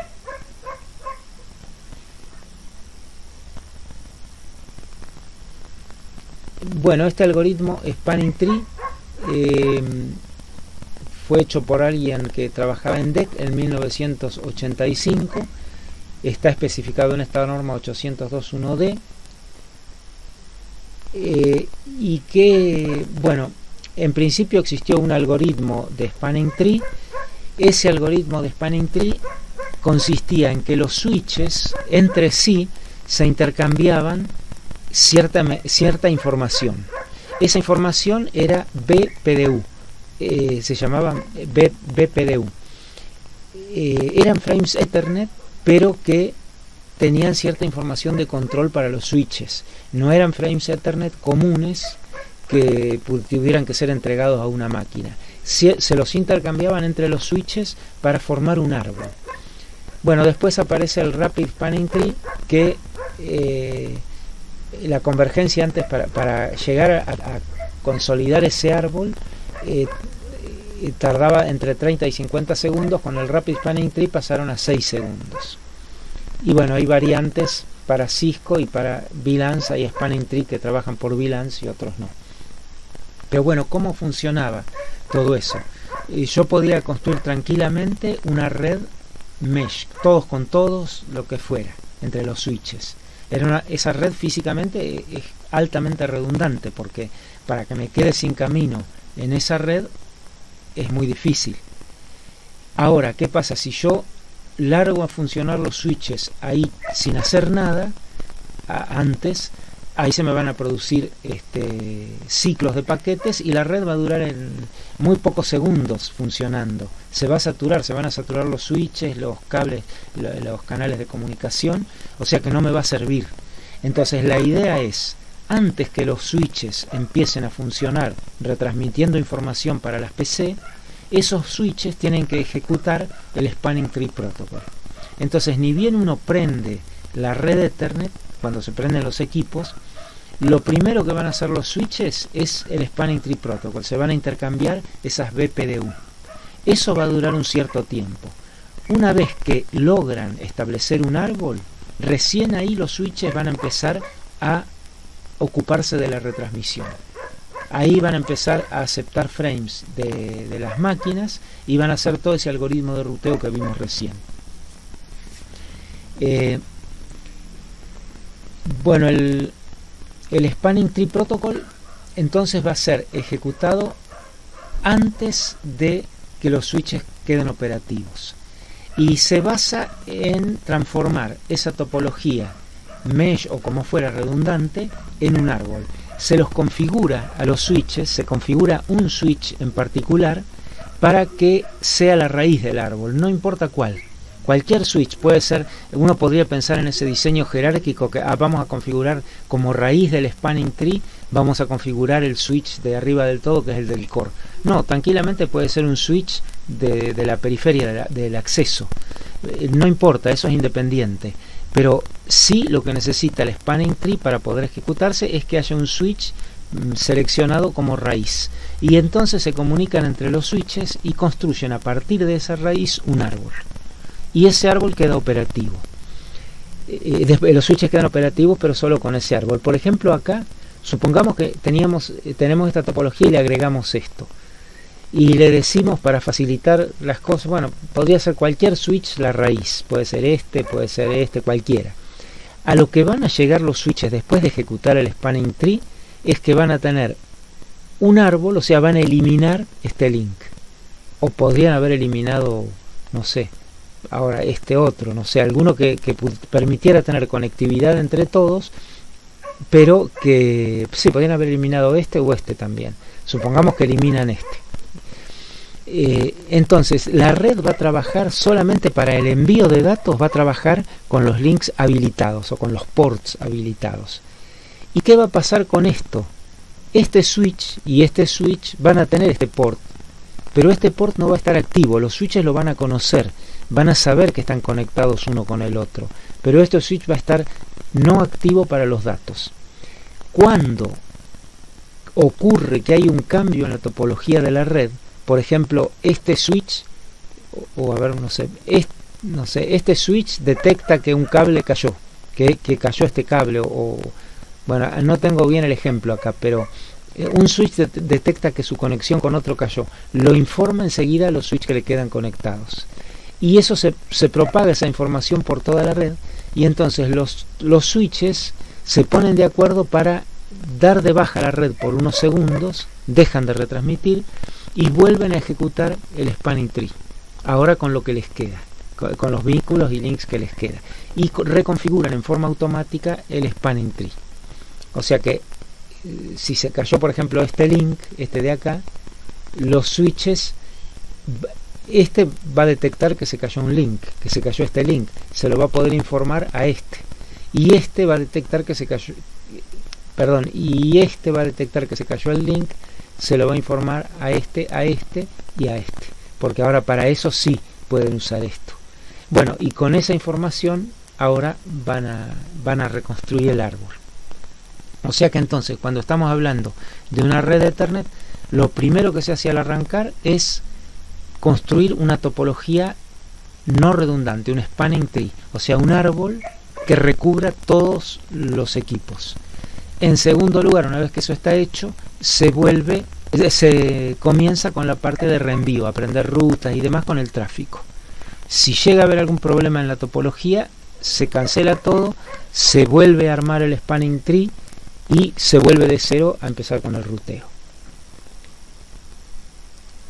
Bueno, otro switch que tenemos acá es un switch translational bridge, o switches que entienden, que es lo que vimos al principio, un switch que entiende más de dos redes. En este caso una 802.11 para un lado y la otra placa es una Ethernet que donde va a tener una Ethernet. Este switch, bueno, acá está también metido dentro de un router, ¿no? Es un switch router a la vez. No, lo interesante de esto es que en algún momento, cuando apareció Ethernet, aparecieron dos redes, dos tecnologías de red, aparecieron en el mismo momento, que eran Token Ring y Token Bus, que eran totalmente distintas a Ethernet.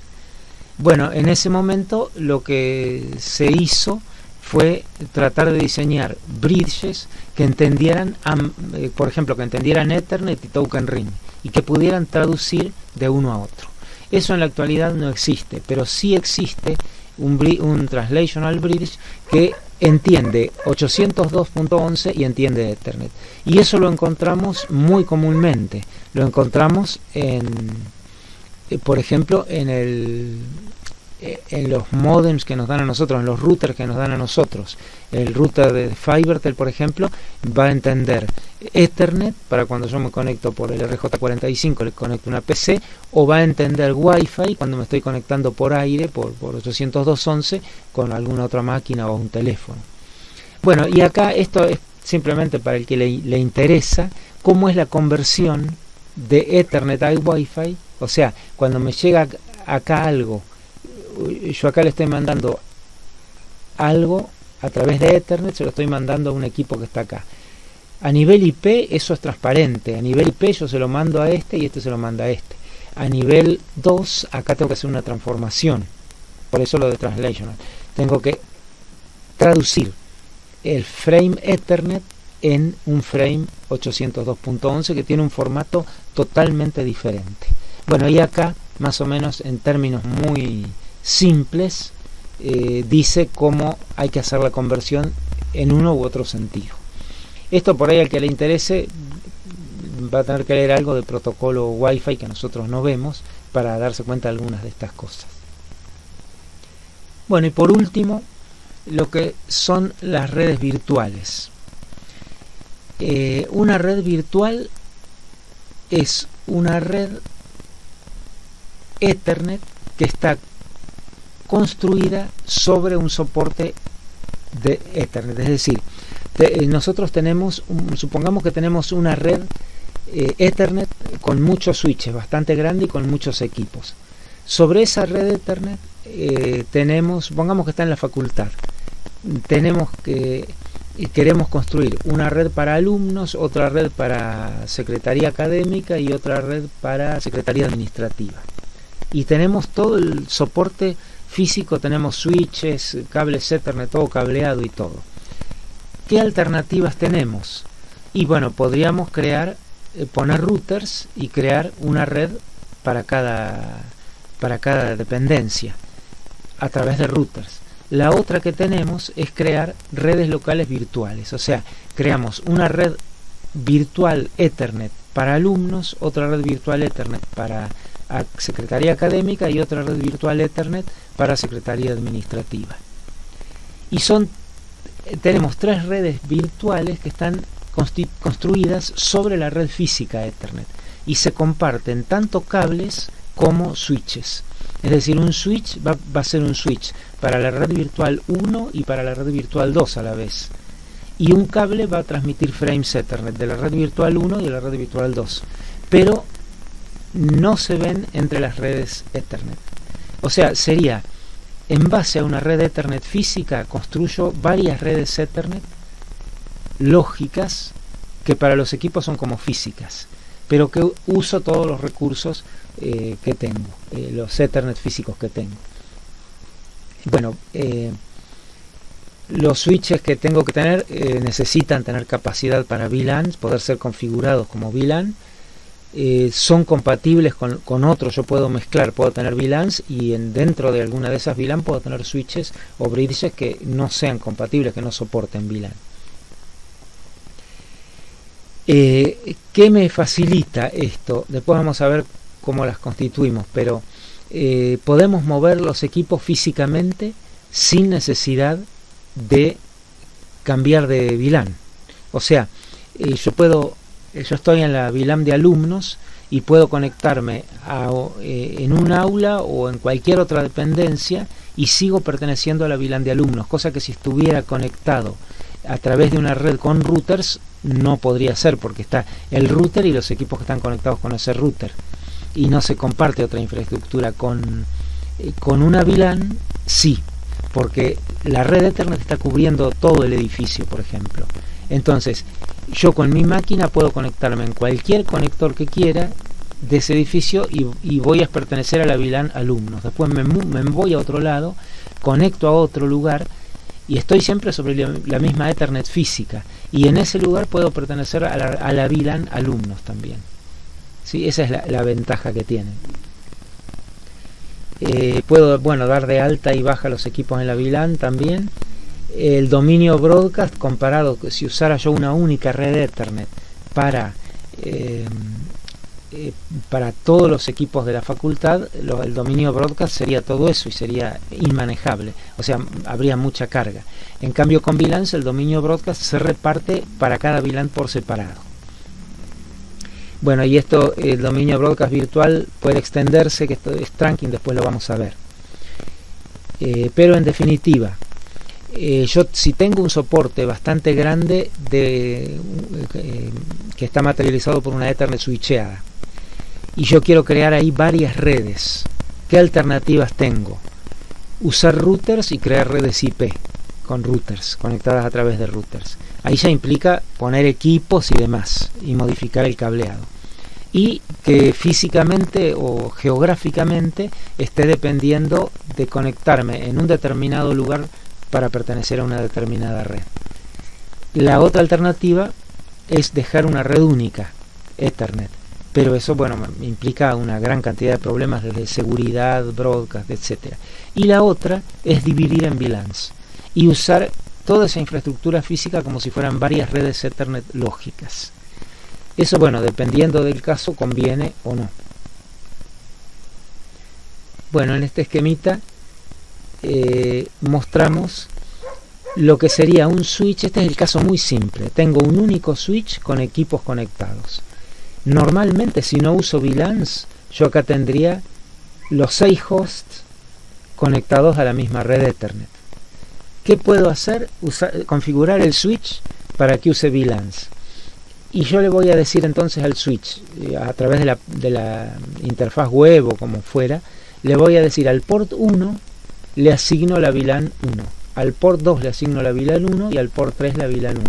Y la VLAN 2 se las asigno al port 4, 5 y 6. Entonces, ¿qué pasa acá? El switch me divide estos ports y no deja que se comuniquen unos con otros. O sea, cuando llega algo por alguno de estos 3 ports, lo maneja todo lo que vimos de routing y demás, lo maneja exactamente igual, pero por separado. O sea que es como que aísla estos 3 ports de estos otros 3. Entonces yo tranquilamente acá construí 2 redes IP que son totalmente independientes y no hay manera de comunicar estas redes IP de esta forma. Para comunicar estas redes IP lo que tendría que hacer es poner un router acá, conectar a 2 ports del switch al router y recién ahí podría comunicarlas a través de IP, no a través de Ethernet. O sea, a través de Ethernet es totalmente separado esto, es imposible que yo me comunique una red con la otra. Por eso la seguridad. Y esto lo vemos después. Este es un ejemplo de la comunicación también, es lo que les decía recién. Acá tenemos un switch y acá tenemos el router. Acá 3 ports del switch asignados a esta VLAN, 3 ports del switch asignados a esta otra VLAN y 2 ports del switch asignados al router, que esto podría ser que el router tuviera 2 placas Ethernet, por ejemplo. Y una placa Ethernet conectado a un port del switch, la otra placa Ethernet a otro port. Y entonces acá yo tengo las dos VLANs. Esta es la red IP 201.1.10 barra, me faltó el barra, bueno, esto sería un barra 24. Y bueno, las dos redes IP. Y si yo me quiero comunicar, por ejemplo, de este equipo con este otro, en host 1 con host 1, no puedo hacerlo a través del switch. Tengo que mandarlo al router. El router lo va a recibir, va a decir, bueno, ¿cuál es mi próximo? Va a decir, la red a la que están queriendo referirse acá a nivel IP es esta, y lo va a mandar acá, por este otro port, por esta otra interfaz, perdón. El router va a recibir esto por la interfaz ETH0, y en la tabla de ruteo le va a decir todo lo que vaya para la red esta, mandarlo por ETH1, y es envío directo. Entonces lo va a mandar por acá y acá va a llegar. Esa sería una manera, pero siempre comunicándome a través del router. No puedo comunicarme a través del switch. Y la otra cosa que puede ocurrir es que yo tenga un router que también sea un switch. Como vienen los equipos todos integrados, toda esta funcionalidad viene en un equipo. Podría venir. Entonces, ¿qué hago? Configuro el switch de manera independiente y después configuro el router. Y automáticamente no necesito ahora tener ports conectados porque el router está acá adentro. Pero la función es exactamente la misma. Bueno, dentro de una VLAN, nosotros lo que vimos es lo más natural, que sea asignación por ports. ¿Cómo hago para decir qué equipos están en la VLAN? No, lo que hago es decir qué ports de cada switch pertenecen a la VLAN. Entonces, cualquier equipo que se conecte a ese port va a pertenecer a esa VLAN. Y esa asignación por ports es bastante práctica, pero lo que tiene es que es estática, o sea, no la puedo cambiar. O sea, no lo puedo cambiar en el sentido que si al port 1 le asigné la VLAN 1, todos los equipos que se conecten a ese port van a estar en la VLAN 1. No, eso no lo puedo cambiar, salvo que reconfigure el switch. Es eficiente porque no da trabajo de proceso al switch, él ya cablea directamente port 1 VLAN tal, no es flexible y cada port es de uso exclusivo de una VLAN. No puedo tener conectado a ese port, no puedo tener un switch y ese switch que maneje varias VLANs. Bueno, asignación por MAC, esto ya es un poco mejor, pero es muy flexible. Yo acá le digo a los switches, les tengo que decir a todos los switches, que tal MAC pertenece a tal VLAN, esta otra MAC pertenece a otra VLAN y así. Para cada equipo, para cada posible equipo que se conecte a mi red Ethernet física, los switches tienen que saber que de acuerdo a la MAC de ese equipo le van a asignar a qué red virtual pertenece. Bueno, eso es cómodo, es dinámico, porque con mi Mac yo sé que si tengo esta Mac pertenezco a tal red virtual, no me importa dónde me conecte. El problema es la asignación inicial de Mac VLAN, porque puedo tener muchos equipos. ¿Y quién lo hace a eso? Bueno, va a tener que ser hecho automáticamente, para que todos los switches conozcan que tal Mac es de tal VLAN. Y problemas de seguridad, porque ahí, si yo soy, por ejemplo, sé que tal Mac es de tal red, puedo clonar mi Mac tranquilamente y me voy a conectar en cualquier lugar que me conecte, va a estar prendido a la red virtual que yo quiero. Bueno, y después la otra manera de hacerlo, que también es muy flexible, pero ya acá puede tener problemas de performance, es a través de lo que está bueno de esto es que a través de la dirección IP puedo hacerlo. Entonces yo directamente yo sé que si la dirección IP mía es de la red 10.0.0.0/24, estoy en la VLAN 1 y me conecte donde me conecte, el switch lo que va a chequear es qué dirección IP tengo y automáticamente me va a conectar a la VLAN de esa red, asociada a esa red. Entonces Eso es sumamente cómodo, porque yo teniendo mi IP me puedo mover en cualquier lugar de la red Ethernet extendida, de la red Ethernet física, y no tengo necesidad de cambiar absolutamente nada. Pero el problema es de performance. Bueno, nosotros lo que vimos hasta ahora era una VLAN abarcando solo un switch. ¿Qué pasa con las VLANs que abarcan más de un switch? Yo quiero tener una VLAN que abarque toda la extensión física de mi red Ethernet, y eso incluye varios switches. Y bueno, lo que puedo hacer es configurar cada switch con su VLAN. Por ejemplo, el switch A tiene estos dos ports. Seguimos con la asignación de port porque es la más fácil de ver. Este switch A tiene configuradas 3 VLANs y tiene 3 pares de ports para cada VLAN, y los equipos se conectan a esas VLANs. Acá lo mismo, las 3 VLANs. Bueno, lo que puedo hacer es a mano conectar estas cosas. Este port de este switch lo conecto con este y le asigno a este port la VLAN amarilla, la amarilla. A este port lo conecto con este y le asigno a estos dos ports la VLAN de este color. Y a la verde se los asigno a estos ports. Ahora, eso lo hago a mano. O sea, estos ports pueden estar conectados por cable, pero a mano yo configuro, le digo a la VLAN 1, a la VLAN verde le voy a decir acá, por ejemplo, los ports correspondientes a la VLAN 1 son este y este. Y acá le voy a decir son este y este. Entonces voy a tener una VLAN que me va a cruzar los switches tranquilamente. Eso lo hago manualmente. El problema es si me llego a equivocar. Si me llego a equivocar, para descubrir el error, por ejemplo, que conecte este con este, o que configure mal uno, que este lo configure como verde, y bueno, ya voy a tener un problema bastante grande. Entonces, lo que vamos a hacer es trunking. Un trunk es una línea troncal. Entonces, ¿qué hago? Defino las VLANs en cada red. Y acá este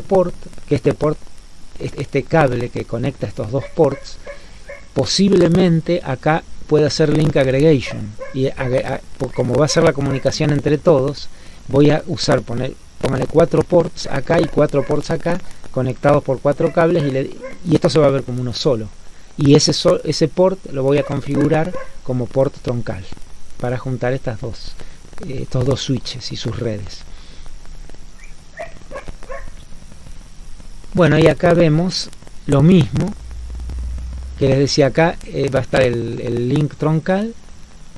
Estos se llaman ports troncales o trunk ports. Acá trunk protocol, que es un protocolo que me dice cómo voy a mandar los frames por acá. Y acá, bueno, lo mismo que tenía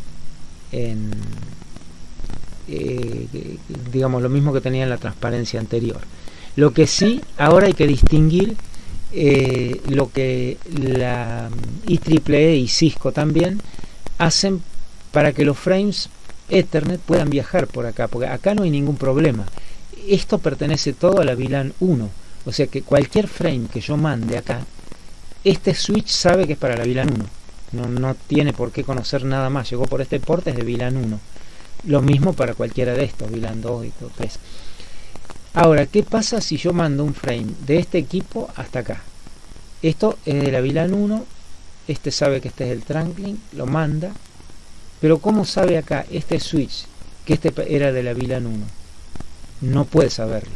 Entonces, ¿qué se hace? Se agrega un encabezamiento o una información adicional al frame Ethernet que le permita conocer a este port de entrada, en este caso, de qué VLAN es el frame Ethernet. ¿Qué sería esto? Y lo que se llama tagging. Este de acá es un frame Ethernet normal, como lo conocemos hasta ahora. Hay una norma para hacer tagging de IEEE, que es la 802.1q, y otra que es de Cisco, que es ISL. Bueno, la de 802, la de la IEEE 802, mejor dicho, ¿en qué se basa? Pone a continuación de la MAC de origen acá un campo de 4 bytes, perdón. En eso, acá va una identificación diciéndole que se trata de un tagging. Acá va una prioridad que hablamos cuando hablamos de Mac Control, dijimos que estaba el PFC que les daba prioridades según el tipo de, en este caso de VLAN, pero eso no importa. Y lo que es importante acá, que acá tenemos 12 bits para la identificación de la VLAN. O sea que acá puedo tener de 0 a 4095 VLANs posibles. Me permite la 802.1q. Entonces lo que va a viajar por el cable es este frame Ethernet con el agregado de 4 bits, de 4 bytes que van a contener la información respecto a qué VLAN pertenece este frame. Bueno, fíjense que ahora voy a poder poner como payload, como MTU, voy a tener 1496. En eso hay que tener cuidado. Bueno, y la de Cisco, que requiere bastantes más bytes, que es una encapsulación. Tiene un header acá, después viene el frame Ethernet y acá viene un CRC adicional. Es totalmente diferente y me disminuye la cantidad de bytes que puedo mandar. Bueno, y por último, el alcance de una VLAN. Puedo tener lo más fácil, VLANs locales que los equipos se encuentran cercanos entre sí.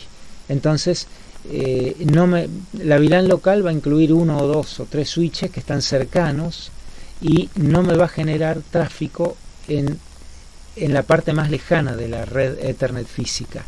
Y la VLAN end-to-end es cuando yo, por ejemplo, utilizo una VLAN en la cual identifico la VLAN de cada equipo por MAC. Entonces, con esa VLAN yo puedo tener un equipo de la VLAN conectado en una punta de la Ethernet física y otro equipo de la VLAN conectado en la otra punta. Y el tráfico entre esos equipos atraviesa toda mi red Ethernet física. Entonces, ¿qué pasa con los broadcasts, que son el problema más grande?